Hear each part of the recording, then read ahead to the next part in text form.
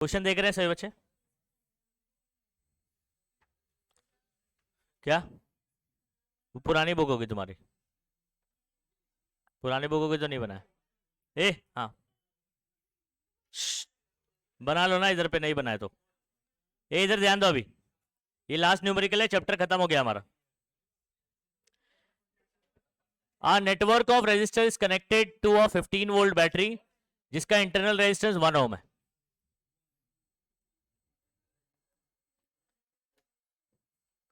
Resistor का एक network है, अब वो नेटवर्क कैसा भी हो सकता है, सीरीज पैरेलल दोनों कंबाइन करके। ठीक है, तो आपके पास देखो, ये हमारे पास ये पूरा कॉम्बिनेशन है जिसको आपने 15 वोल्ट बैटरी से लगाया, जिसका इंटरनल रेजिस्टेंस कितना है? 1 ओम।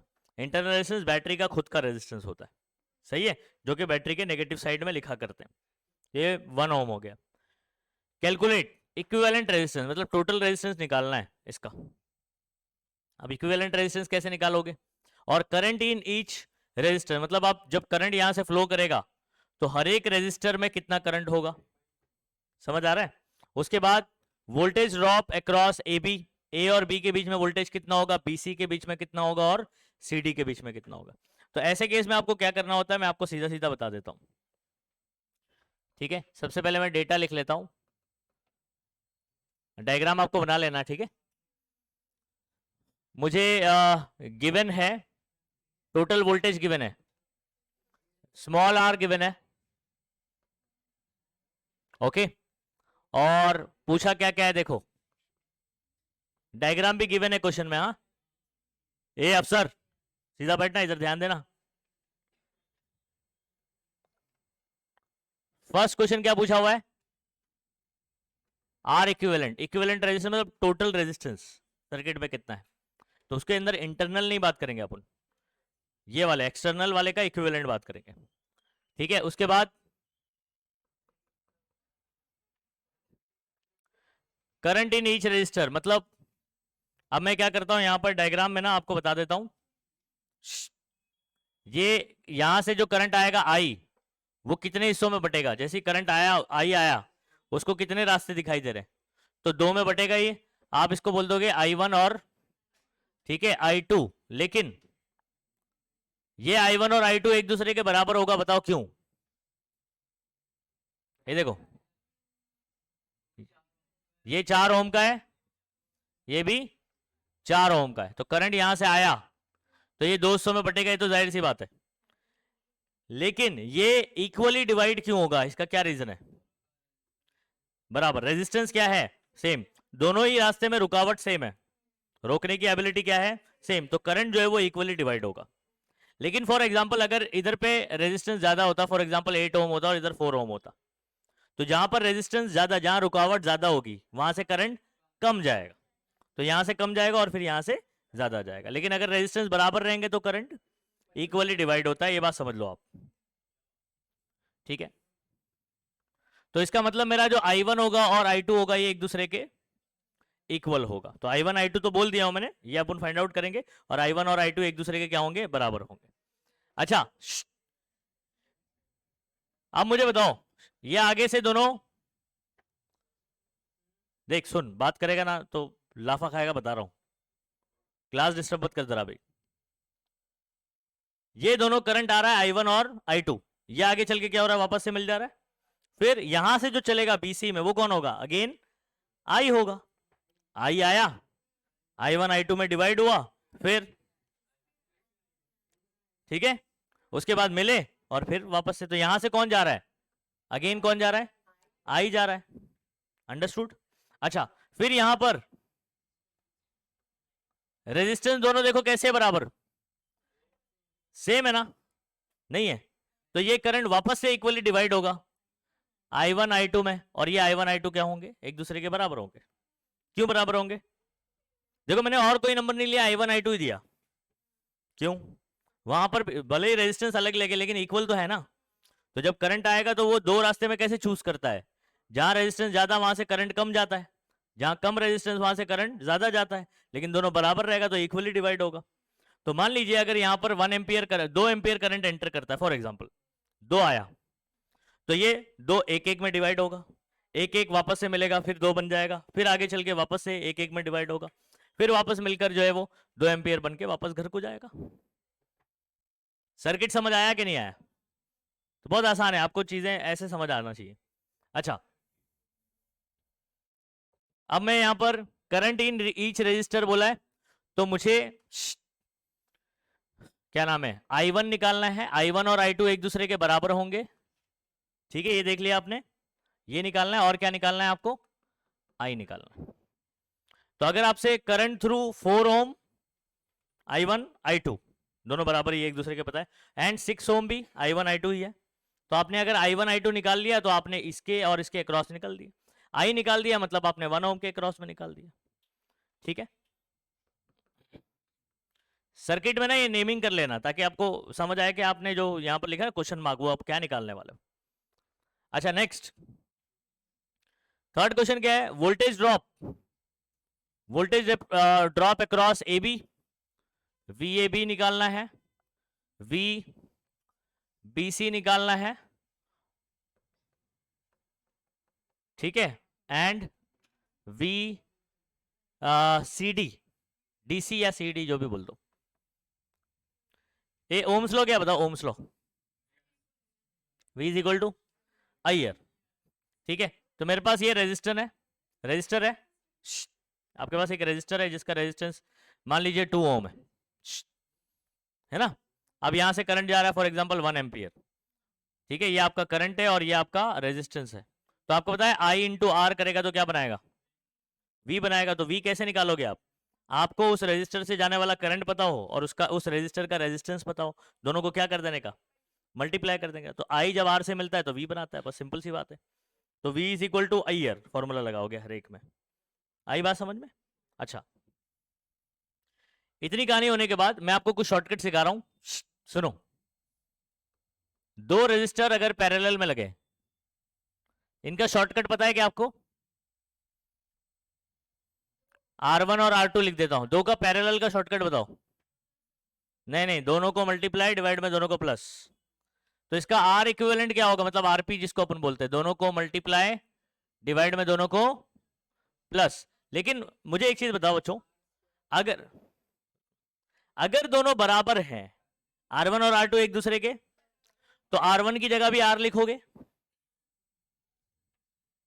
इसकी जगह भी सिर्फ R ही लिखोगे, इसकी जगह भी सिर्फ R, इसकी जगह भी सिर्फ R, R into R, R square हो जाएगा, अपॉन 2R हो जाएगा, एक R से एक R कैंसिल हो जाएगा, आंसर आएगा R बाय। मतलब बहुत सिंपल है, दो रेजिस्टर, दो इक्वल रेजिस्टर पैरेलल में लगे हैं, तो जो टोटल आएगा वो R बाय 2 आएगा। ऐसे फॉर एग्जांपल 3 लगा दूं equal resistors, identical resistors, R by 3, ऐसे n लगा दूं तो R बाय n। कहानी खत्म, समझ में आ गया शॉर्टकट? ठीक है, जैसे फॉर एग्जांपल 4 और 4 लगा हुआ है, इसका इक्विवेलेंट रेजिस्टेंस क्या आएगा? फॉर्मूला अभी बताया मैंने, ये देखो R और R लगाया आपने, हाँ आधा हो जाता है ना, R और R लगाया तो आंसर क्या आएगा? R का आधा आएगा। तो 4 और 4 पैरेलल में लगे हुए, आंसर आएगा 2। 6 और 6 लगे हुए हैं, उसका आधा कर देने का, सीधा सिंपल। फॉर्मूला आपके सामने ये रहा, कैसे निकाला वो बताया। तो आपको पता है इसका आंसर आएगा 2, इसका आंसर आएगा 3। अच्छा, 2 और ये 1 कैसे लगे हुए हैं? इसका आंसर क्या आएगा? 2, और ये 1 कैसे लगा हुआ? सीरीज में, तो 2 और 1 3 डायरेक्टली ऐड हो जाता है सीरीज के अंदर। सीरीज में क्या होता है? ये आपके पास ये रजिस्टर है, ठीक है, ये 2 आया, ये 1 आया, टोटल क्या आ जाएगा? 3 हो जाएगा। अच्छा, इसका आंसर आपने क्या बोला? तो टोटल क्या हो जाएगा अब? 6 ओम हो जाएगा। अच्छा, वो इसके साथ में इंटरनल रेजिस्टेंस के साथ में सीरीज में ही है, तो सर्किट में टोटल रेजिस्टेंस आप निकालोगे 6 और 1 7। लेकिन अभी वो इंटरनल है तो उसको अलग ही रहने दीजिए, क्योंकि आपको इक्विवेलेंट रेजिस्टेंस निकालने बोल रहा है, ठीक है। तो आप जो है ना वो उसको एक्सटर्नल काउंट करोगे, इसको इंटरनल काउंट करोगे, ठीक है। अब देखो उसमें आंसर क्या दिया हुआ है, टोटल 7 ओम दिया हुआ है रेजिस्टेंस, या ये बता जरा, है ना। तो एक्सटर्नल रेजिस्टेंस का इक्विवेलेंट निकाला जाता है। लो चलो अभी करें, ये शॉर्टकट फॉर्मूले जो बताया ध्यान रखना। आर आर पैरेलल में लगा हुआ है तो आर पी आंसर आता है R/2, डायरेक्ट इतना भी लिखोगे तो चल जाएगा। आया कैसे वो पूरा बताया मैंने। चलो सोल्यूशन करते हैं। पहला इक्विवेलेंट रेजिस्टेंस निकालना है।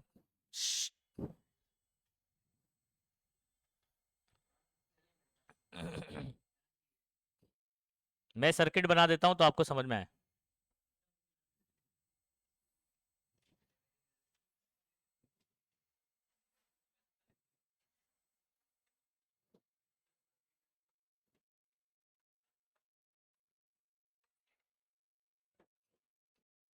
ए आर इक्विवेलेंट देखो मैं कैसे लिख रहा हूं डायरेक्टली।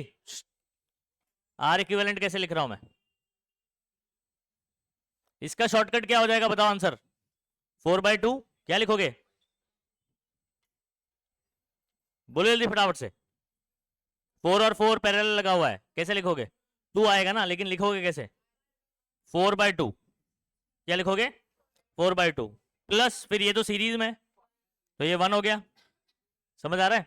अच्छा ये 6 और 6 आइडेंटिकल पैरेलल लगे हुए, 6/2 ऐसे कर दो, आंसर आ गया आपका 2 सा खत्म। दिस इज योर आंसर, हो गया इजीली। साइड में इसको भी बनाओ तो आपको समझ आएगा क्या करा। और ये फॉर्मूला लिख के रखना जो बताया यहां पर शॉर्टकट। आर इक्विवेलेंट आ चुका बच्चों। करंट का फॉर्मूला किसी को पता है ऐसे सर्किट में क्या करते हैं, एक्सटर्नल रेजिस्टेंस दिया हो, इंटरनल रेजिस्टेंस। लात खाएगा ना तो चाय पी नहीं जाएगा तू। हाँ आई का फॉर्मूला ये है, लेकिन सर्किट में थोड़ी लगाएगा, क्यों दिया है किधर को, टाइम दिया है, चार्ज गिवन है, रेजिस्टेंस गिवन है ना, यहाँ पर बैटरी लगाया उसका वोल्टेज गिवन है ना। हाँ तो उसका फॉर्मूला हमारे पास क्या था, I is equal to E upon capital R plus small R. याद करो डिराइव किया था अपन ने।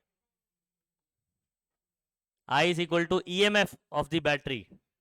ई एम एफ पता है कितना है, ये कौन हो गया पता है, this is your E M F. V जो आपने लिखा है बैटरी का वोल्टेज,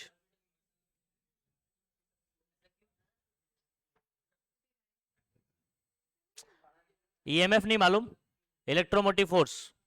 जो बैटरी का वोल्टेज होता है उसको ईएमएफ बोलते हैं। हाँ आई का formula E upon capital R plus small R. ये कर लिया फर्स्ट।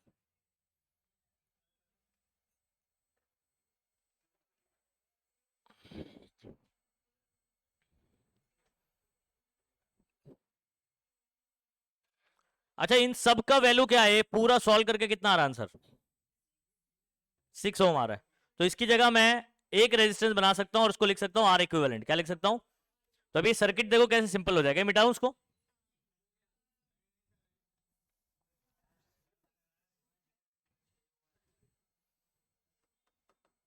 सेकंड देखिए, मैं इस सर्किट को एक सिंपल बना देता हूं।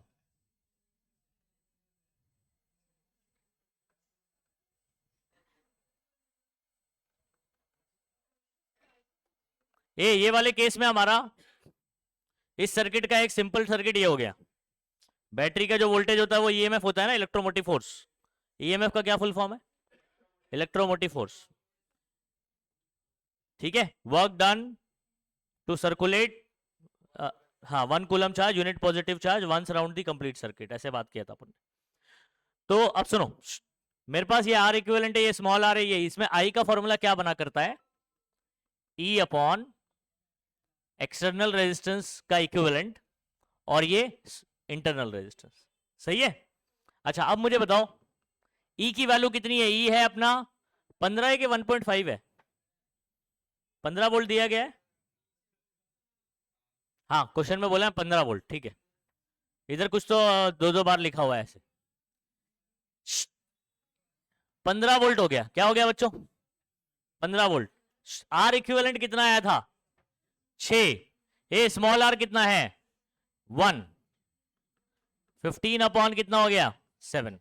अब इसको काट लेना है आपको, 7 1 जा 7, 7 2 जा 14, 1 जा, ठीक है, 7 4 जा 28, चलते जाएगी कहानी, 7 2 जा 14, ठीक है, बस 2.5 142 करंट निकाला है आपने, लिख दो एम्पियर। आंसर चेक करना जरा, इसका बराबर दे रहा है। ये कौन सा वाला करंट बोल रहा हूं मैं? नहीं नहीं, ईच रजिस्टर वाला नहीं है ये। आई निकाला आपने, क्या निकाला? मतलब ये 1 ओम के, हाँ टोटल रेजिस्टेंस भी है और 1 ओम के थ्रू भी रेजिस्टेंस ये जा रहा है। 2.1 तक लिखा हुआ है बस ना, ठीक है। मैंने पूरे सर्किट में बता दिया आई कहां पर है, I1 किधर है और I2 किधर है ना। ये मिटाओ ये वाला,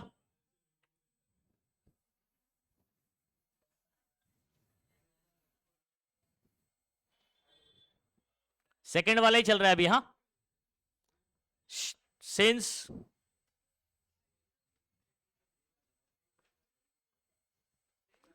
parallel resistors have equal resistances,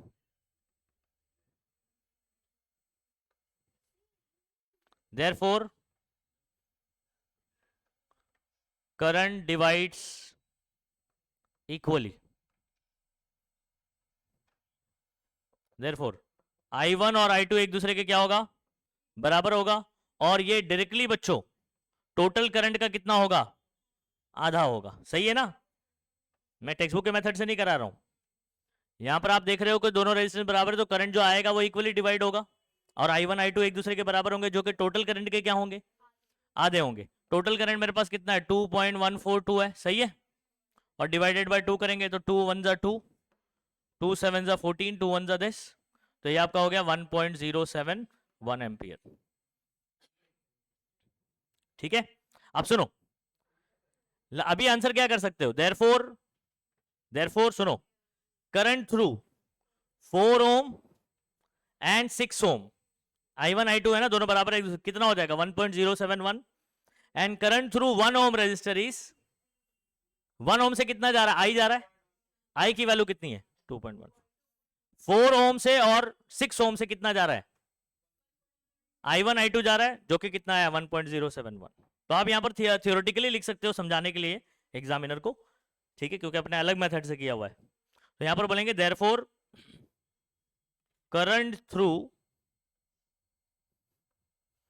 4 ohm 6 ohm, ठीक है, is 1.071 ampere and current through 1 ohm is 2.142 ampere. खत्म हो गया बच्चों ये। तो सेकंड क्वेश्चन हो गया। अब थर्ड अपने को क्या बात करना है, वोल्टेज बात करना है। ए बी बी सी और सी डी या डी सी बात कर लो, ठीक है, 3 वोल्टेज। और इसमें आप उन सिंपल ओम्स लॉ लगाएंगे, V is equal to IR। कोई चीज नहीं समझ में आ रही तो बोलो। अभी सेकंड क्वेश्चन हो चुका, अब थर्ड पे जा रहे हैं अपन। थर्ड में 3 चीज निकालना है।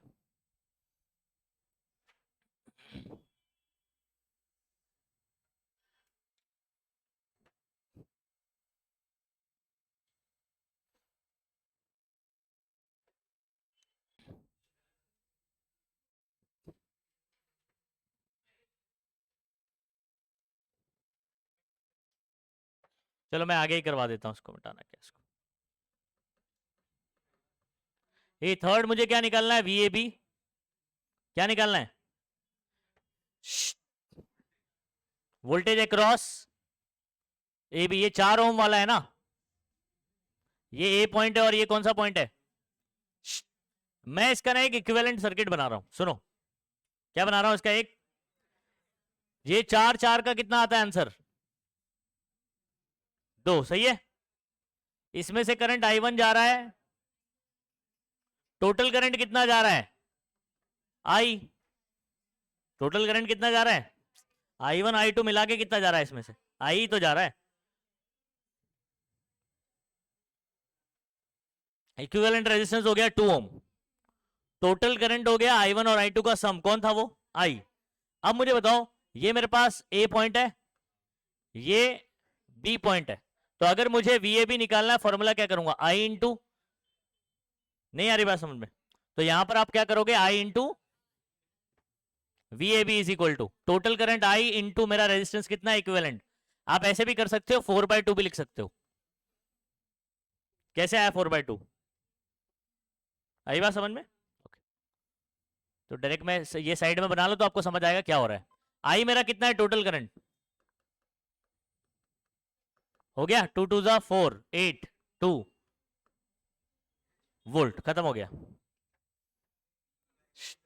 वी बीसी, ए बीसी वाला मेरे पास कौन है, एक ही सिंगल रेजिस्टेंस है ना 1 ओम का, इसमें से करंट कितना जा रहा है 1, तो आई इंटू 1, आई इंटू कितना हो जाएगा 1, 2.142 इंटू 1 2.142 वोल्ट। समझ आया? सर्किट बनाओ, उसके पार्ट को डिस्कस करो तो आपको समझ आ जाएगा। ए लास्ट वाला कौन सा है,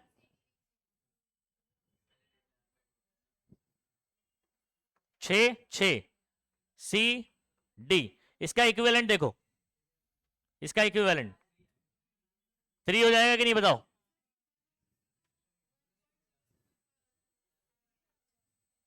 क्या 1 ओम से टोटल करंट जा रहा है, कहां हो तुम? ए 4 4 से, हाँ समझा ना, वापस आके यहां से बिछड़े तो वहां मिले ना। अच्छा, इसमें से टोटल करंट अगेन आई जा रहा है, सीरीज में ही लगा हुआ था ना ये, आई किससे मिलेगा आपकी बार, 6 6 का आंसर कितना आता है 3, तो आप क्या लिखोगे, वी सी डी या डी सी, आई इंटू क्या करोगे 3, आई की वैल्यू 3 2 जा 6 12 4 3 2 जा 6.426 वोल्ट। आंसर चेक कर लो, हो सकता है 2 2 डिजिट में दिया हो, कितना दिया आंसर,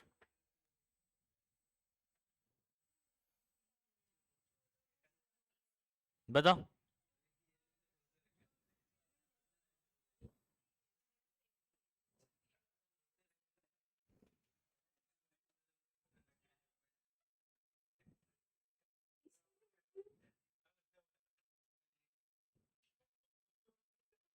ये इन लोग का 14 कैसे हो गया रे? अच्छा ये पुरानी बुक है ना तुम्हारी, तो पुरानी बुक में ये 15 वोल्ट नहीं 14 वोल्ट है, समझे? सॉल्व 14 से किया हुआ है, क्वेश्चन में गिवन है 15, तो पुराना वाला रॉन्ग है। सॉल्यूशन में ईएमएफ की जगह 14 यूज किया गया, बताओ 2 पॉइंट,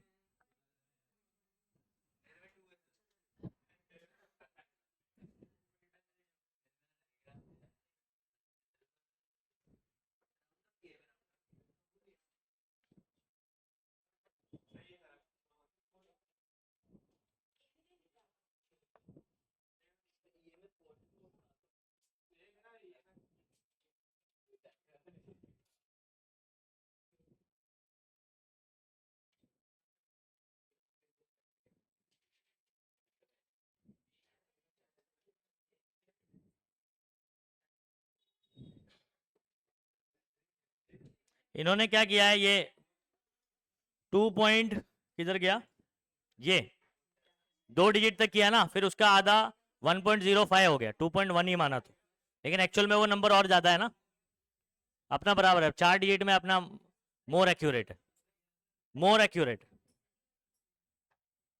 ठीक है, क्लियर है?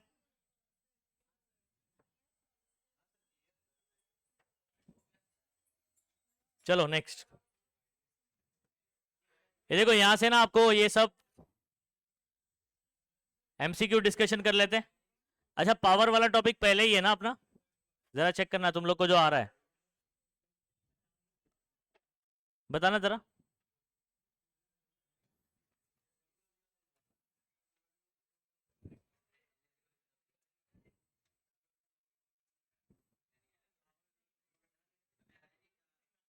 हाँ रजिस्टर से पहले तो ये पावर का एमसीक्यू रहेगा तुम लोग, मैं सभी करवा दे रहा हूं ताकि अपना आगे का काम है। ये सुनो, एमसीक्यू का एक्सप्लेनेशन दे रहा हूं क्यों, कौन सा आंसर सही होगा, सुनो। ये वाला एमसीक्यू अगर आप देखोगे तो इसके लिए सिर्फ आपको शॉर्टकट, रेजिस्टर और पावर में रिलेशन, आपको पावर के कितने फॉर्मूले पता है बताओ, पावर के कितने फॉर्मूले पता है? वीआईपी वाला फॉर्मूला, वी इंटू आई वाला, और वो बेसिक फॉर्मूला, वो नहीं चाहिए अपने को। 3 फॉर्मूले बताया था मैंने आपको। वी आई तो है, V I P, V I is equal to P, ये वाला फॉर्मूला तो है, ये वाला यूज नहीं होगा। और बताओ, अभी तो एक ही हुआ ना, और 2 फॉर्मूले बताओ। अरे वी की जगह आई रखो ना, इसी से मॉडिफाई करना होता है। वी की जगह आई रखो तो आई स्क्वायर आर, एक ये रिलेशन है, ओके। और आई की जगह वी अपॉन आर रखूंगा तो वी स्क्वायर अपॉन, अभी फिलहाल ये वाला फॉर्मूला हमारा यूज होगा। क्यों यूज होगा बताता हूं। ये आपके पास कितने बल्ब है? 4 बल्ब है। कितने बल्ब है? सबका डब्लू अलग है। ये क्या है मालूम है? ये डब्लू क्या, डब्लू में जो दिया वॉट है, वाट लगा डाला तो लाइव झिंगा लाला। पावर का ऐसा यूनिट वॉट होता है, what, W A double T. Clear है? अच्छा अब सुनो,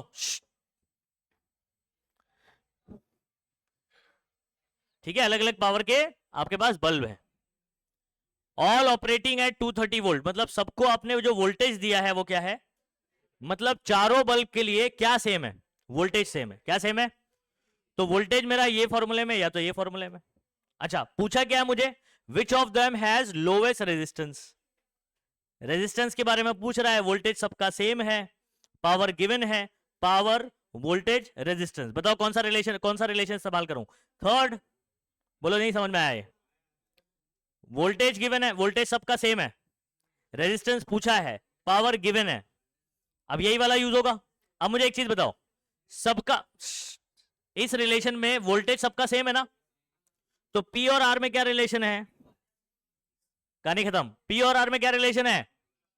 तो P is inversely proportional to, for this situation, जिसका इनवर्स रिलेशन है, जिसका P कम उसका R, मुझे क्या पूछा है उसने, हैज लोएस्ट रेजिस्टेंस। अच्छा तो जिसका P ज्यादा उसका R, तो पावर किसका ज्यादा है? समझ आ रहा है? अच्छा मुझे लोएस्ट ही पूछा हुआ ना, लोएस्ट रेजिस्टेंस, हाँ। तो आपका ये 100 वॉट, यानी आपका डी ऑप्शन इज करेक्ट बच्चों।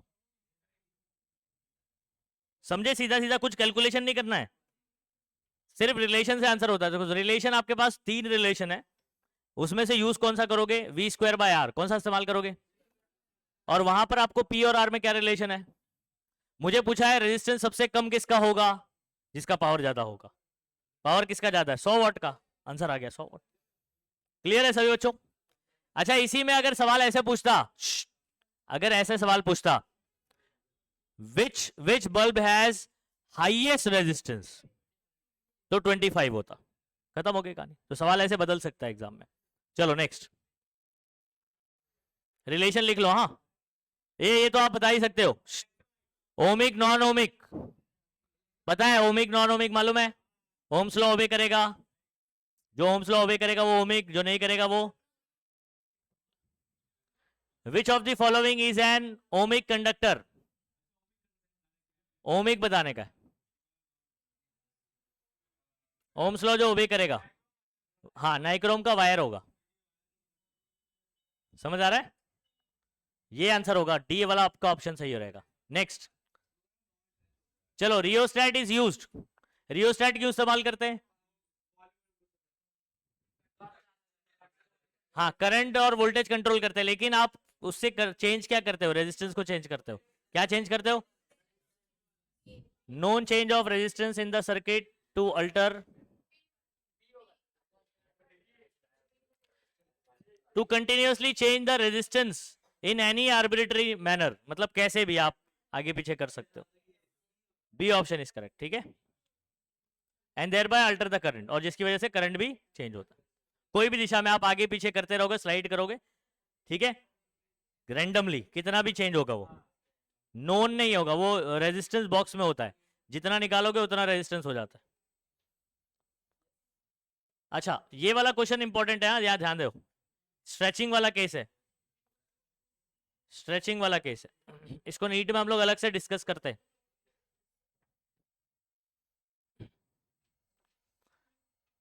खैर अभी तुम लोग को रेजिस्टिविटी नहीं है ना, तुम लोग को स्पेसिफिक रेजिस्टेंस नहीं है ना, तो ये वाला एमसीक्यू नहीं आने के चांसेस है, लेकिन फिर भी मैं अभी लाइन वाइज करवा रहा हूँ तो सभी करवा दे रहा हूँ, चैप्टर पूरी तरीके से कन्वर्ट हो जाए।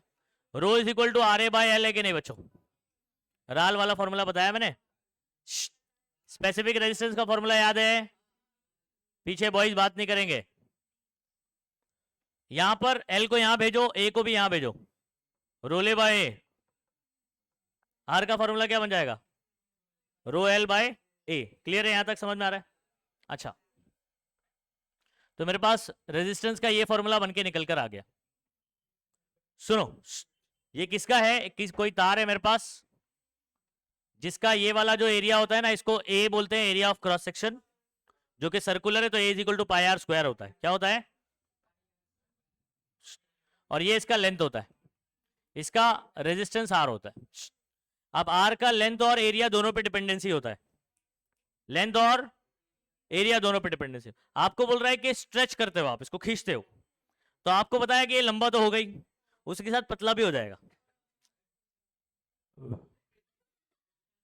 खींचेंगे तो लंबा तो होएगा, लेकिन पतला भी हो जाएगा, ये एरिया भी रिड्यूस हो जाएगा। लेकिन आपको क्वेश्चन में सिर्फ इंफॉर्मेशन एरिया के, एरिया चेंज होगा तो रेडियस भी तो कम हो जाएगा ना, बराबर। एरिया कम हो जाएगा तो रेडियस भी कम हो जाएगा। तो आपको क्वेश्चन में सिर्फ रेडियस का इंफॉर्मेशन गिवन है, लेंथ कितना बढ़ाया आपने उसका इंफॉर्मेशन, तो आपको फॉर्मूले को कन्वर्ट करना पड़ता है सिर्फ एरिया वाले में। किसमें? एरिया में। कैसे करेंगे? सुनो, मैं आपको इसका पूछता हूं, जब आप इसको खींचोगे, ऐसे लंबा कर दोगे, लेंथ बदल गया, एरिया भी बदल गया, लेंथ बड़ा हो गया, एरिया कम हो गया, लेकिन एक चीज है जो नहीं बदली है। हाँ, वेरी गुड। क्या नहीं बदला? वॉल्यूम नहीं बदला। इस बात को समझो।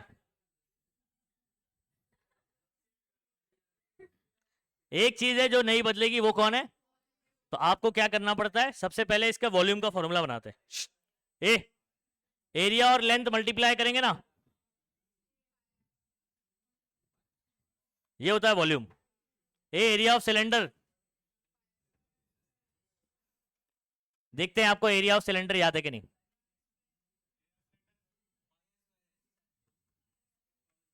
आपने फॉर्मूला क्या याद रखा है? वॉल्यूम ऑफ क्या नाम है, सिलेंडर। आपने क्या याद रखा हुआ है? पाई आर स्क्वायर एच, यही पढ़ रखा है। बनता कैसे? ये पाई आर स्क्वायर आपका एरिया है और ये इसका हाइट है, ये दोनों मल्टीप्लाई करके आता है आंसर। समझे? तो ये area A, length L, area into L, volume of cylinder बनता है। समझ गए? अच्छा, ध्यान दो यहां पर। मुझे, आपको पता है कि वॉल्यूम बदलने वाला नहीं है, तो मैं फॉर्मूले में वॉल्यूम लेकर आना है मुझे। और किसको गायब करना है? कौन सा रिलेशन क्वेश्चन में नहीं गिवन है? लेंथ का रिलेशन नहीं गिवन है, तो मुझे लेंथ को गायब करना है। तो लेंथ के बाजू में अगर एरिया आ जाएगा तो ये वॉल्यूम बन जाएगा और लेंथ गायब हो जाएगा। लेकिन मैथमेटिकली सिर्फ एरिया आप ऐसे नहीं लेकर आ सकते। मैथमेटिकली आपको, अगर आपने मल्टीप्लाई किया तो आपको डिवाइड भी करना पड़ेगा। तो एक जबरदस्ती स्टेप हम लोग क्या करते हैं, एरिया से मल्टीप्लाई एंड डिवाइड करते हैं। ये टर्म क्या हो जाएगा आपका? वॉल्यूम, और नीचे ए इंटू ए। कुछ आई बात समझ में? अच्छा, अब रो तो वैसे भी कांस्टेंट था, स्पेसिफिक रेजिस्टेंस है। वी भी आपका कांस्टेंट रहेगा। मैंने क्या बोला? खींचने में आपका क्या नहीं बदलने वाला है, तो ये भी कांस्टेंट हो गया। अब चेंज कौन हो रहा है? ए। तो आर का ए के साथ रिलेशन क्या हो गया? Inversely proportional to square of the area. सिर्फ इनवर्सली प्रोपोर्शनल टू एरिया नहीं रहा, अब स्क्वायर ऑफ द एरिया हो गया। एरिया की जगह बच्चों आप रखोगे पाई आर स्क्वायर। क्या रखोगे? ठीक है, पाई आर स्क्वायर का भी स्क्वायर करना है। अब रेजिस्टेंस का रेडियस के साथ रिलेशन बता दो फटाफट से। Inversely proportional to fourth power of radius. नहीं आया समझ में? अब मैं शॉर्टकट बता रहा हूं, सुनो। अब आपको ना इस क्वेश्चन के लिए सिर्फ इतना याद रखना है, ये, क्योंकि पाई कांस्टेंट है, रो कांस्टेंट, वी कांस्टेंट है, तो आर का आर के साथ क्या रिलेशन है? Inversely proportional to fourth power of radius. अच्छा, आप सवाल पढ़ते हैं। आपने एक वायर को खींचा, रेडियस कितना हो गया? सिर्फ उतने पे ध्यान देना, हाफ हो गया, मतलब हाफ हो गया। नहीं आ रही बात समझ में? ओके, तो नया रेजिस्टेंस क्या होगा? तो आप सुनो, ये तो मेरा आर है। आर डैश का फॉर्मूला क्या बनेगा? 1 upon R dash raise to 4 ऐसे ही हो जाएगा। और आपको बोल रहा है कि नया जो रेडियस है वो कितना है, पहले वाले का कितना, हाफ हो गया ऐसे। सही है। अब मैं क्या करता हूं, आप चाहें तो इधर पे डिवाइड कर सकते हो पहले इसको फॉर्मूला बनाने के लिए। R dash divide by R क्या हो जाएगा, आर डैश डिवाइडेड बाय, और क्योंकि इनका उल्टा रिलेशन है, दिस डिवाइड बाय दिस करूंगा तो उल्टा हो जाएगा, यानी ऊपर हो जाएगा आर, नीचे हो जाएगा आर डैश, दोनों का पावर कितना है। ए तू इधर आ, फर्स्ट बेंच पे आ, उसको भेज इधर, अनुज को भेज इधर आ, अभी तू इधर ही बैठेगा तू, इधर आ। तू जब से आया ना मैं देख रहा हूँ डिस्टर्बेंस बढ़ गया है, अभी सुबह शाम लात खाएगा ना तो बराबर हो जाएगा। स्मॉल आर और ये आर डैश क्यों हो गया पता है, इधर पे आर डैश इधर आर है तो इधर पे उल्टा कर दिया मैंने, क्योंकि रिलेशन क्या है, इनवर्स है ना, और पावर 4 है तो होल पावर 4 कर दिया। अब मुझे बताओ, देखो आंसर कितना प्यारा सा आ जाएगा। स्मॉल आर ऐसे ही है, आर डैश कितना बताओ, आर बाई 2, उसका रेस 2 क्या हो गया, आर से आर कैंसिल हो जाएगा, ये 2 अपॉन के अपॉन उधर चला जाएगा ऊपर, 2 रेस टू 4, इधर पे कौन है, आर डैश है, और अपॉन आर उधर चला जाएगा ऐसे। क्लियर हो गए, 2 का 4, 2 टू ज़ा 4, 4 टू ज़ा 8, 8 टू ज़ा 16 आर। कौन सा ऑप्शन सही हो जाएगा आपका, 1 मिनट में आ जाएगा, बता रहा हूं मैं कैसे। ये मिटा दूं अभी सारा रिलेशन, आपको स्ट्रेचिंग वाले केस में आपको ये रिलेशन डायरेक्ट याद होना चाहिए। स्ट्रेचिंग वाले केस में रेजिस्टेंस और रेडियस में क्या रिलेशन, ये रिलेशन आपको डायरेक्ट याद रहेगा, तब विद इन 1 मिनट आप कर पाओगे इसको। देखो आपने आधा कर दिया, ए सुन, आधा कर दिया तो आर बाई 2 हो गया, और अपॉन के अपॉन वाला ऊपर चला जाएगा, और 2 रेस टू 4 16 हो जाएगा ना, 16 टाइम्स आर बढ़ जाएगा, खत्म हो गया। मेंटली सॉल्व करने का रहता है उसको। अरे ये मैंने तो मैथमेटिकली बताया ना, मेंटली कैसे सॉल्व करेंगे। ए आर और स्मॉल आर में क्या रिलेशन है, ये रिलेशन है, समझो बात को। रेडियस हमारा बड़ा है कि घटा है, स्ट्रेचिंग वाले केस में रेडियस, रेडियस कम तो रेजिस्टेंस क्या होगा, बढ़ेगा। अब कितना गुना बढ़ेगा ये पता करना है। आपने रेडियस को कितना कम किया, आधा कर दिया, तो ये आर बाई 2 हो गया, कितना हो गया, आर बाई 2, आर बाई 2 का रेस 2 कितना है, 4 है, तो जो अपॉन में 2 है उसका भी 4 कर दोगे, कितना आएगा 16, तो 16 गुना बढ़ जाएगा, खत्म हो गया सीधा सीधा। तो विद इन 1 मिनट क्या मैं बोल रहा हूं, विद इन 20 सेकेंड आप कर लोगे, 30 सेकेंड कर लोगे, लेकिन उसके लिए आपको पहले बेसिक पता होना चाहिए। आप बोलोगे डायरेक्ट शॉर्टकट बता दो, ऐसा नहीं होता है, ये कहानी पूरा बताया, ये रिलेशन आ गया, और आप डायरेक्टली कर सकते हो। क्लियर है, बोलो। अच्छा अगर मैं आपसे ये सवाल बोलूं कि अगर आपने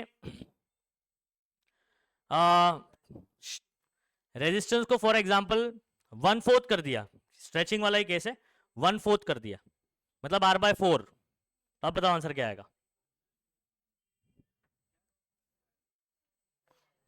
नहीं समझे, ये आर बाय 2 है ना, आधा करा ना, मैं बोल रहा हूं कि आर बाय 4 कर दिया तुमने, तो 4 का रेस टू 4 होगा, 16 का स्क्वायर 256 होगा, 4 चौक 16, 16 चौक 64, 64 चौक 256। नहीं समझे, अच्छा ए सुनो, अगर फॉर एग्जांपल ए आपने वायर को दबाया है, मतलब इस केस से इधर केस चल कंप्रेस वाला है, तो रेडियस बढ़ जाएगा। अब मैं बोलूं रेडियस अगर आपने डबल हो गया फॉर एग्जांपल, 2r हो गया, तो रेजिस्टेंस कितना टाइम, पहले बात तो बढ़ेगा कि घटेगा, रेजिस्टेंस घटेगा, रेडियस बढ़ेगा, हाँ 1/16 हो जाएगा, कितना हो जाएगा 1/16, तो 1/16 टाइम्स घट जाएगा। खैर ठीक है, अभी फिलहाल ये वाला कर लो, हाँ ये वाला तो तुम लोग ऐसे रट के जाओगे, यही वाला ऑप्शन दिखाई देने वाला कर लोगे।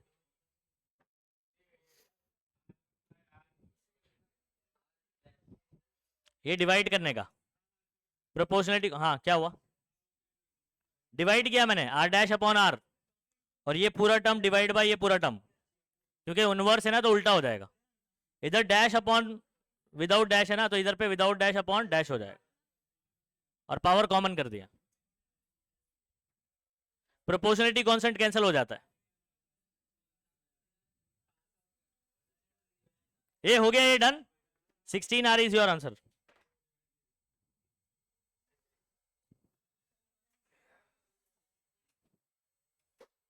बाद में देख लेना उसको और अच्छे से।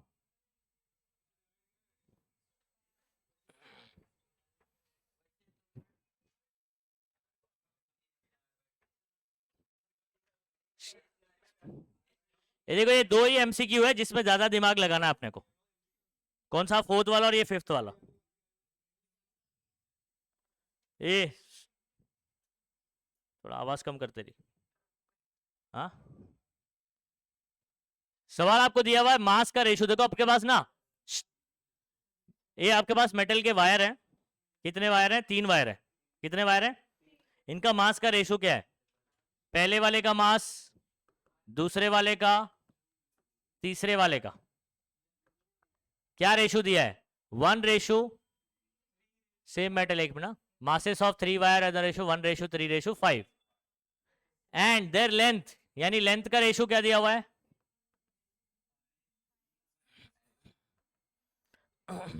5:3:1। सही है।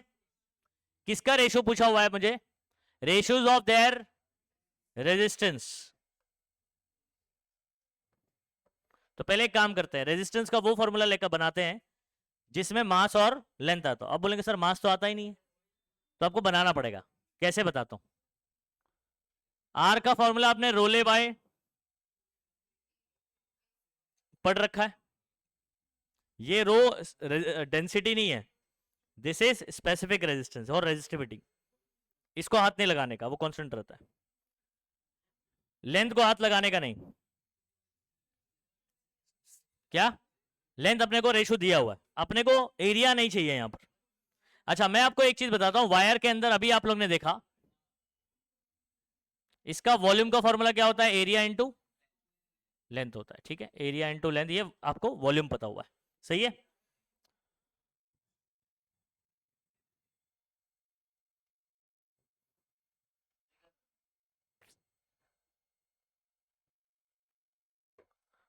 Volume is equal to area into length.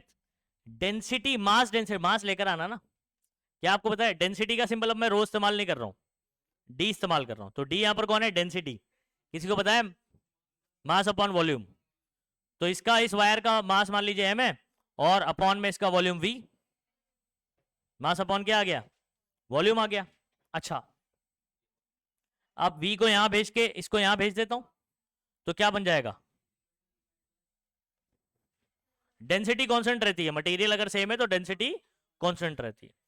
अब सुनिए, मैं इसको, इस फॉर्मूले को यहां पर कब लेकर आ सकता हूं? जब मेरे पास फॉर्मूले में क्या हो? वॉल्यूम हो। और आपको पता है इधर पे वॉल्यूम लाने का तरीका क्या है? नहीं तो ए से मल्टीप्लाई करोगे तो आप ये ऊपर वाला एल गायब हो जाएगा। एल गायब नहीं करना है, मुझे ए गायब करना है। क्या करूं बताओ? किससे मल्टीप्लाई करूं? बोलो बोलो, सही बोल रहे हैं? ऐसा लात मारूंगा। ऊपर नीचे अगर मैं एल से मल्टीप्लाई करता हूं, नीचे एरिया इंटू एल वी हो जाएगा, तो एरिया गायब हो जाएगा। समझो बात को। जिसको जिसको गायब करना है उसके बारे में सोचो, एल को नहीं गायब करना है। अगर आप ए से मल्टीप्लाई करो तो एरिया इंटू लेंथ यहां पर भी आ जाएगा, और ए जो मुझे नहीं चाहिए वही रह जाएगा, यहां पर ए का स्क्वायर आ जाएगा, फिर वो नहीं चाहिए। हाँ, तो हमको दिमाग लगाना है कि किसको गायब करना है। तो मुझे ए को गायब करना है, तो मैं मल्टीप्लाई एंड डिवाइड बाय क्या करूंगा? यहां पर एल करूंगा। तो ये वाला टर्म वॉल्यूम बन जाएगा, रो एल स्क्वायर, और नीचे ये वॉल्यूम हो जाएगा। और फिर v की जगह पर मैं लिखूंगा m बाई डी। डी ऊपर चला जाएगा, तो यहां पर आ जाएगा रोदी और m। आप बताओ, रो कांस्टेंट, डी कांस्टेंट, तो l और m क्या रिलेशन आ गया? r is proportional to L square by. अब बहुत आसान है, सुनो। मुझे तीनों का रेजिस्टेंस रेशो निकालना है ना। मैं लिखूंगा R1 ratio, R2 ratio, R3, है ना? ऐसे लिखूंगा। सुनिए सुनिए सुनिए, L square by M relation है, R is equal to R proportional to. यहां पर आप लिखोगे L1 square by M1 ratio, हाँ, या इज टू।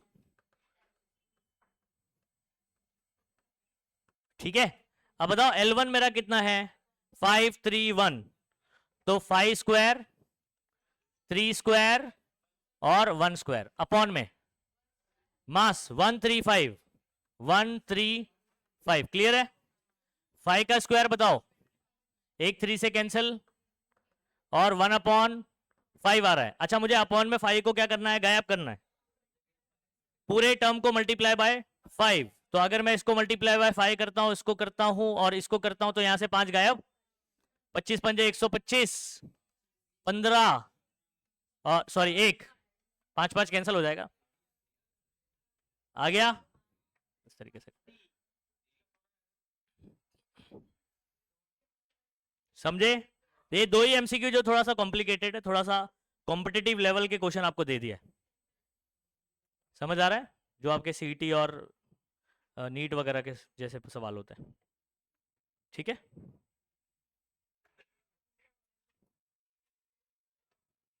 तो रिलेशन आपको जो इसके लिए याद रखना है वो ये है, अगर ये रिलेशन डायरेक्ट याद रहेगा तो आप सीधा सीधा कर सकते हो आंसर। टिक किधर किया मैंने, किधर किया है?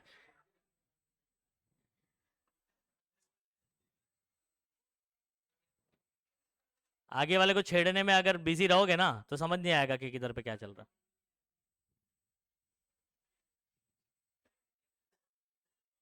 नेक्स्ट करें।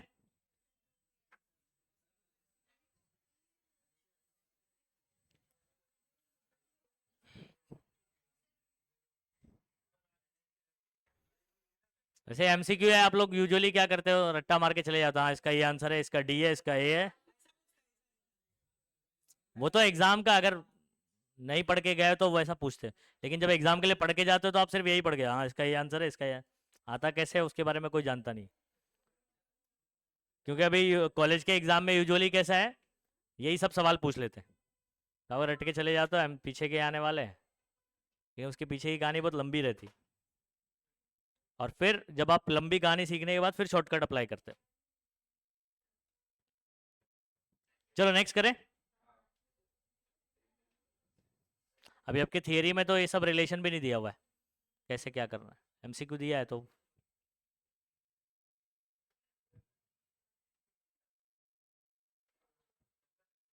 नेक्स्ट करने जा रहा हूं।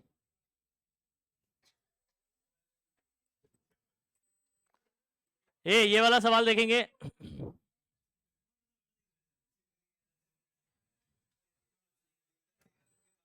क्या हुआ? तो बड़ा ही दिखेगा ना, जूम किया तो।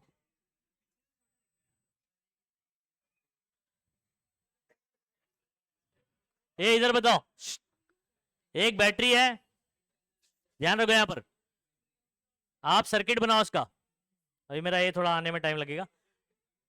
सर्किट बनाओ, सर्किट बनाओ, बैटरी लिखो, बैटरी कितना 2 वोल्ट, उसके बाजू में internal resistance 0.1 small R, small R negative side बनाते हैं 0. ये एक्सटर्नल रेजिस्टेंस है, कौन सा है, कैपिटल आर है। The voltage across the cell will be, across the cell बोलेगा तो इसको बोलते हैं टर्मिनल वोल्टेज। क्या बोलते हैं? टर्मिनल वोल्टेज का फॉर्मूला होता है, टर्मिनल वोल्टेज का सीधा सीधा फॉर्मूला बता रहा हूं, ध्यान रखो।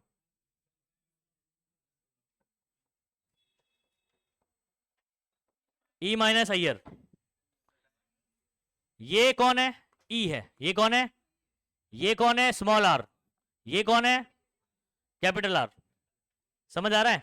अब अगर मैं V निकालना चाहता हूं, मुझे सवाल ये पूछा है, E मेरे पास है, स्मॉल आर है, कैपिटल आई नहीं है, तो कैपिटल आई का अलग से फॉर्मूला बात किया था, तो आपको 2 फॉर्मूला लगाना है। पहले फॉर्मूले से ये लगाना है, आप चाहें तो इसको इसमें पुट करके एक ही बार में भी सॉल्व कर सकते हो। समझे? चलो एक काम करते हैं, अलग अलग सॉल्व कर लेते हैं।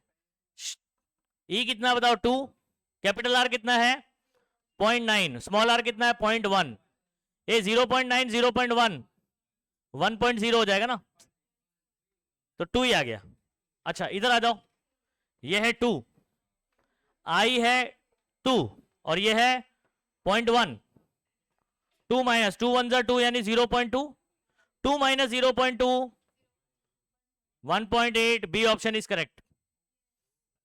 Kunal, B option is correct. समझ गए? क्या समझ आ रहा है? नहीं आ रहा है? दो फॉर्मूला है करंट निकालने के लिए, E upon capital R plus small R, और फिर टर्मिनल वोल्टेज या वोल्टेज अक्रॉस दी सेल पूछेगा तो आपको वी का formula E minus I R लगाना है. अभी आपको इसके अंदर वैसे चार्जिंग और डिस्चार्जिंग का केस होता है, लेकिन अभी आपको इतना डेप्थ में नहीं बात कर रहे. चार्जिंग वाला ही बात करते हैं, सॉरी डिस्चार्जिंग वाला ही बात किया जाता है, चार्जिंग वाला केस नहीं है. खत्म खत्म. ये वाला देख लो.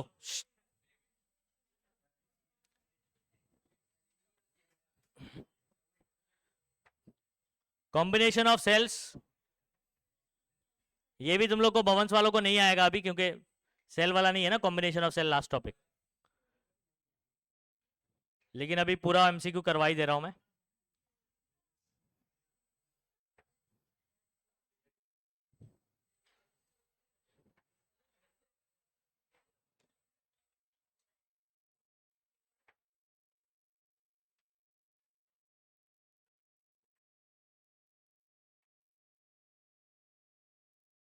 देखो सुनो, इंपॉर्टेंट बात आपको मैं बता दे रहा हूं, पहले इसका कॉन्सेप्ट बता देता हूं. ये आपके पास बहुत सारे सेल लगे हुए हैं.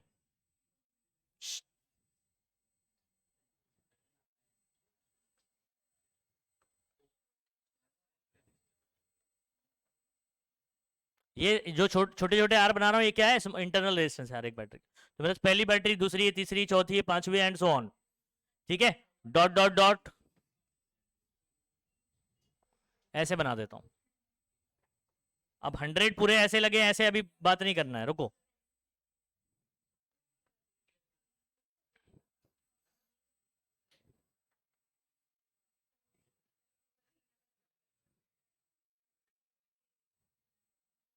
ये सुनो,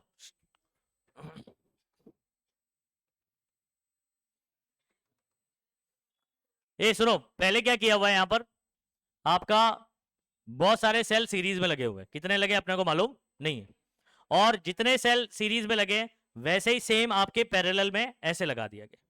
ठीक है, अब सुनो, यहां पर हम लोग क्या बोल रहे हैं, 100 सेल्स ईच ऑफ. ये कितने सेल लगाए हैं आपने? मान लीजिए ये E1 है, ठीक है, और आइडेंटिकल लगे हुए हैं. ठीक है, यहां पर क्या बोला, 100 सेल ईच ऑफ EMF. अच्छा, सबका सेम है. तो आपने पहला सेल लगाया, दूसरा लगाया, तीसरा लगाया, चौथा लगाया, ऐसे ही nth लगाया. तो ये समझ आ रहा है, ये first, second, third, fourth, fifth, and ये कौन सा हो जाएगा आपका? nth सेल हो जाएगा. तो आपने एक रो में कितने सेल लगाए हैं? n cell. अब ये n नंबर आपका 10 हो सकता है, 50 हो सकता है, 20 हो सकता है, 30 हो सकता है ना? अच्छा, और आपने ये जो रो है, नंबर ऑफ रोज को हम लोग क्या नाम दे रहे हैं? पहली रो, दूसरी रो, तीसरी, चौथी, ऐसे करके ये लास्ट वाली nth नहीं बोलेंगे, क्योंकि n अपने अपने नंबर ऑफ सेल को बोला है. तो रो के लिए आप m इस्तेमाल करते हो. तो ये mth रो है. कितना रो है? mth रो है. तो n सेल्स है और रोज कितने? m रो है. नहीं आया समझ में? अच्छा, अभी अगर आपको नंबर ऑफ सेल काउंट करना है इसके अंदर, हाँ, क्या करेंगे? किसको किससे मल्टीप्लाई कर? वेरी गुड, m और n को क्या कर देंगे? मल्टीप्लाई कर देंगे. एक एग्जांपल के तौर पे छोटा वाला बता देता हूं. मान लीजिए एक सेल लगाया आपने, अभी मैं इंटरनली बता रहा हूं फिलहाल. 3 लगाया आपने, मान लीजिए. कितने लगाया बच्चों? कॉन्सेप्ट समझो.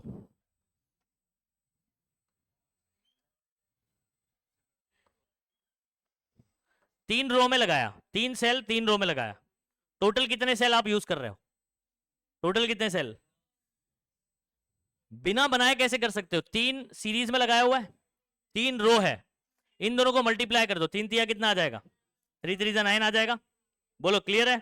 अच्छा, अगर एक और रो लगा दूं तो 3 4 12. तो मतलब क्या है, एक रो में n सेल लगे और ऐसे आपके m रोज हैं. तो total number of cells multiply करके आता है n और m को मल्टीप्लाई करके. ये 3 सेल्स n हो गया, 3 रोज m हो गया, यानी n इंटू m करके आपको यहां पर 3 3 9 मिल रहा है. उसी तरीके से हमारा जो केस है, हमको तो मालूम ही नहीं है कि कितने आपने सीरीज में लगाया और कितने क्या नाम है रो लगाए हुए हैं। हाँ पैरेलल ही है वो, लेकिन कितने रो लगाए अपने को मालूम। लेकिन आपको बोला है कि टोटल 100 सेल्स है। टोटल क्या है? तो क्या आप ये बोल सकते हो ये n सेल और ये m रो, इनका मल्टीप्लीकेशन 100 है? क्योंकि टोटल सेल बोल दिया 100 है, अपने को मालूम नहीं कि आपने कितने रो में लगाया हुआ और कितने रोज है, एक रो में कितने नंबर ऑफ सेल्स लगाए और कितनी रोज लगाए, नहीं मालूम है। तो आप जनरल टर्म कैसे मालूम, एन और एम, तो एम इंटू एन कितना हो जाएगा, 100 हो जाएगा कि नहीं? तो आपको ये गिवन है। तो आपको गिवन क्या है? 100 cells each of EMF 5 volt and internal resistance भी दिया हुआ 1 ohm to be arranged so to produce maximum current in 25 ohm resistance. Each row contains equal number of cells. अच्छा, हर एक रो में नंबर ऑफ सेल्स क्या है? इक्वल है। तो मतलब आपको समझ आ रहा है कि हर एक रो में बहुत सारे सेल है और बहुत सारे रो भी है। तो m इंटू एन आपको कितना गिवन है? 100 गिवन है। यहां से आप किसी एक की वैल्यू निकाल लो, m की वैल्यू निकाल लो, 100 बाय n इस्तेमाल कर लो। या कोई भी आप निकाल सकते हो, n की निकाल सकते हो, m की वैल्यू किसकी भी निकाल सकते हो, मैंने m की निकाल ली है। आगे सुनो, अब इंपॉर्टेंट बात, इन सबको जब आप क्या करते हो बच्चों, किसी एक एक्सटर्नल रेजिस्टेंस के अक्रॉस लगाते हो, इसका एक्सटर्नल रेजिस्टेंस होता है R, small R small R small R small R, ऐसे कितने हैं? एन है। ए R R R R series में लगा हुआ है, दो लगाए तो तुहार, एन लगा हुआ है तो अनार। अच्छा, ये एक रो में टोटल रेजिस्टेंस कितना होगा? अच्छा, दूसरे वाले में भी अनार, कलर चेंज करता हूं रुको, अनार, ऐसे ही एम तक, कितने एम रो है ना ये, इसमें भी। अच्छा, फॉर एग्जांपल अगर तीन ही रो लगा होता, तीन लगा होता पैरेलल में, याद करो इक्विवेलेंट रेजिस्टेंस कैसे निकालते थे, कैपिटल आर और कैपिटल आर, दो लगाया था मैंने, इक्विवेलेंट आर बाई 2, दो रो थी, तीन लगा रहेगा तो एन आर बाई 3, ऐसे ही एम लगा हुआ है तो N R by M. Shortcut समझो, पुराना वाला लिंक करो, मैंने आपको बताया था कि अगर ये आर है और ये भी दोनों आइडेंटिकल है, पैरेलल में लगे हुए हैं, तो इसका आंसर क्या आता था? क्योंकि दो रो है, आर बाय 2 कर दिया। अब मेरा इसकी जगह पर कौन है? एन इंटू स्मॉल आर है, एन इंटू, तो एन आर बाई 2 हो जाएगा। लेकिन ऐसे आपको पता थोड़ी कितने रो है, तो एम रो है, कितने रो है, तो क्या लिखोगे आप फॉर्मूला? एन आर बाय, क्या ये समझ में आ गया? इंटरनल रेजिस्टेंस का टोटल कितना आ रहा है, equivalent resistance internal, N R by M, क्या बोलोगे? N R by M. और मेरा ये रहा एक्सटर्नल रेजिस्टेंस। अब कंडीशन, अब कंडीशन मिटा दूं ये सब कहानी, बाद में वीडियो के थ्रू ये एमसीक्यू कर लेना समझ के, बाद में तो रट्टा मारी लोगे आप। फॉर मैक्सिमम करंट, ये कंडीशन याद रखना, मैक्सिमम करंट एक्सटर्नल रेजिस्टेंस यानी कैपिटल आर, ये टोटल इंटरनल रेजिस्टेंस कितना आया था याद करो अभी, एन आर बाय एम, एक रो में एनआर, एम रो में जब बात करेंगे तो टोटल एनआर बाय, ये कंडीशन है, ये कंडीशन है। क्या बोला मैंने? सही सही बच्चे, सर्किट में ऐसा कोई कॉम्बिनेशन रहेगा सेल्स का, मैक्सिमम करंट की कंडीशन होती है कि एक्सटर्नल रेजिस्टेंस यानी आर इंटरनल रेजिस्टेंस के इक्विवेलेंट के क्या होना चाहिए? बराबर होना चाहिए। टोटल इंटरनल रेजिस्टेंस कितना निकाला मैंने? NR by M. तो ये कंडीशन याद रहेगी तो आप निकाल लोगे। अच्छा, मुझे क्या फाइंड आउट करना है? ठीक है, number of row should be, मतलब रो कौन है? रो एम है, मुझे एम पता करना है, तो एक काम करता हूं, एम पता करना है तो एम की वैल्यू मत निकालो यहां से, आप लिखो N is equal to 100 by M. क्यों पता? मैं बताता हूं। यहां पर हम लोग क्या कर सकते हैं, इस स्मॉल एन की जगह पर 100 बाय एम रखूंगा, तो 100 एक एम, और ऑलरेडी एक एम था, और ये इतनी कहानी समझ में आ गई। एम स्क्वायर को यहां ले लो क्योंकि एम पता करना है मुझे, एम कौन है, रो है, इसको यहां भेज देता हूं, एम स्क्वायर 100, बस सॉल्व हो गया बच्चों, इधर आ जाओ। 100 स्मॉल आर कितना है जरा क्वेश्चन में देखना, 1 ओम कितना है, और कैपिटल आर कितना है 25 ओम, 25 चौक 100, ये इधर जाएगा तो 2 आ जाएगा, तो कितनी रोज आएंगी बताओ। इसका क्या मतलब है, 100 सेल कैसे अरेंज होंगे सोचो, 100 सेल कैसे अरेंज होंगे, 50 फिर 50, हाँ ए लास्ट वाला भी देख लो, 2 सेकंड में हो जाएगा, उसके लिए इतना लंबा चौड़ा नहीं होने वाला है, 2 सेकंड में हो जाएगा, ये इतना समझ में आ गया।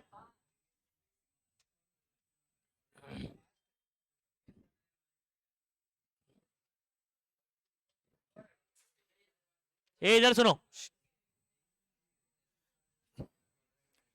ये देखो जब भी आप बैटरीज को पॉजिटिव नेगेटिव लगाते हो तो ये ऐड होता है, और कहीं पर भी उल्टा कॉम्बिनेशन कर दोगे, for example positive negative positive आ गया, तो ये वाला जो है ना सबट्रैक्ट करेगा एक बैटरी के वोल्टेज को, तो चाहे इधर वाला कॉम्बिनेशन ले लो चाहे इधर वाला, क्योंकि पॉजिटिव और पॉजिटिव कनेक्टेड है या नेगेटिव कनेक्टेड है, तो आप एक कोई कॉम्बिनेशन ले लो, ये सर्किट से उड़ जाएगा।